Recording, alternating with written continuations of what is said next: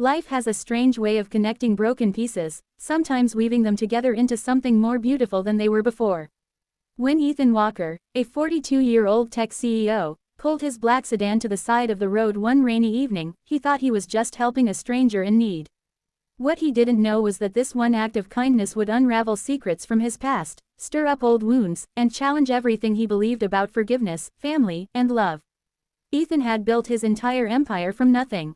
Years ago, with little more than a borrowed laptop and a relentless dream, he co-founded a startup that would later revolutionize cybersecurity. But as success came, so did betrayal. His former partner and closest friend, Richard Hale, blindsided him by stealing investors, manipulating contracts, and nearly collapsing Ethan's company. The betrayal cost him millions and years of rebuilding. More than the money, it cost him trust. Ethan swore he would never let his guard down again. On this stormy night, though, he wasn't thinking about the past. He was thinking about his son, Noah, who had grown quiet and withdrawn since the passing of his mother 2 years earlier. Nothing seemed to bring light back into Noah's eyes anymore, and Ethan carried the guilt like a shadow. He was so consumed with running the company and keeping his son afloat that he never imagined one unexpected encounter could change everything. Through the sheets of rain, he saw them, a woman standing by a broken-down van, shielding 4 young girls beneath her arms. Their clothes were soaked, their hair plastered to their faces, but it was the look in their eyes that struck him most, fear mixed with quiet resilience. Ethan rolled down his window, hesitated for only a second, and then stepped out. "Do you need help?" he asked. The woman looked up, her face pale under the dim streetlight. "The van died. We don't really have anywhere to go." Her voice carried exhaustion, the kind that comes from too many battles fought alone. Without a second thought, Ethan offered them warmth, food, and a place to stay for the night. He told himself it was temporary, just a gesture of human decency. But when the girls curled up on the couches of his modern yet lonely house, when laughter echoed faintly through halls that had long been silent, Ethan felt something he hadn't in years: life. Over the days that followed, Noah bonded with the girls, especially the youngest, who insisted on sharing her crayons with him. For the first time since his mother's death, Noah laughed. It was small, fleeting, but Ethan noticed. He began to see how much healing could come from companionship, from the simple presence of others who carried their own scars. But then came the revelation, like a slow-burning fuse reaching its explosion. The woman's name was Claire. At first, Ethan only knew fragments. She had left a painful marriage, she had been struggling to keep her daughters safe, and she wanted nothing more than to give them a chance at a better life.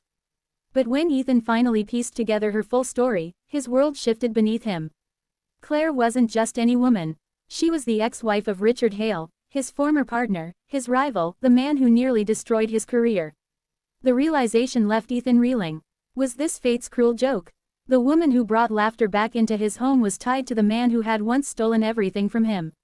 His first instinct was to push her away, to protect himself and his son from being pulled back into Richard's orbit.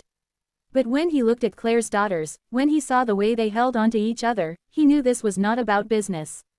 This was about humanity. Yet the world has a way of finding cracks in even the strongest walls. News spread quickly. A CEO sheltering the ex-wife of his rival. The media pounced, painting the story as scandal, as revenge, as a twisted narrative of power and manipulation. Reporters camped outside Ethan's house, demanding statements.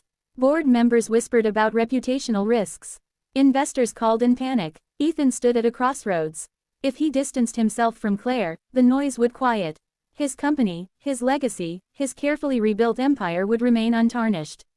But if he chose to stand beside her, he risked not only his fortune but also becoming the target of Richard's wrath once more. It was Noah who gave him the answer without even meaning to. One night, Ethan overheard his son whispering to Claire's youngest daughter, "Before you came, I didn't smile anymore. But now, I think my mom would be happy if she saw me laugh with you." Ethan realized then that this wasn't about rivals or business or even public opinion. It was about second chances, the chance for his son to heal, for Claire and her daughters to find safety, and maybe even for himself to open his heart again. But choosing what's right rarely comes without consequences. Richard returned into the picture, furious that Ethan had not only taken in his ex-wife but had become the father figure his daughters now looked up to. He accused Ethan of using Claire to humiliate him. He threatened lawsuits, leveraged media connections, and did everything he could to paint Ethan as a manipulator. Ethan could have fought back with equal aggression. He had the resources, the influence, the connections. But instead, he chose a different path, the harder one. He remained silent, allowing his actions to speak louder than words. He shielded Claire and the girls from the chaos, offering them not just a roof over their heads but dignity and peace. Slowly, the narrative began to change. What the media first saw as scandal turned into something unexpected, a story of compassion. Reporters who had once camped outside his house began telling a different story, the story of a man who opened his home not for profit, not for power, but for kindness. Public opinion shifted, and instead of criticism, Ethan began to receive letters from families, from children, from people who had been touched by the courage it takes to care when the world tells you to look away. Through it all, Ethan discovered that forgiveness doesn't mean forgetting the pain someone caused. It means choosing not to let that pain dictate your future. Richard's betrayal had shaped years of Ethan's life, but now, Ethan refused to let it define his legacy.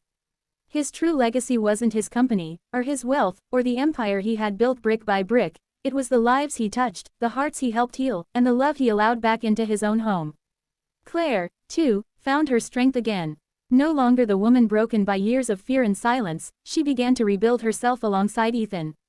She found work, she enrolled her daughters in school, and she began to smile in ways that suggested freedom was no longer just a dream but a reality.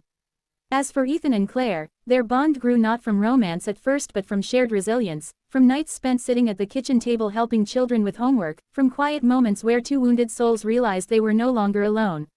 Love, when it finally arrived, was not fireworks or grand declarations. It was steady, patient, like rain soaking into dry earth.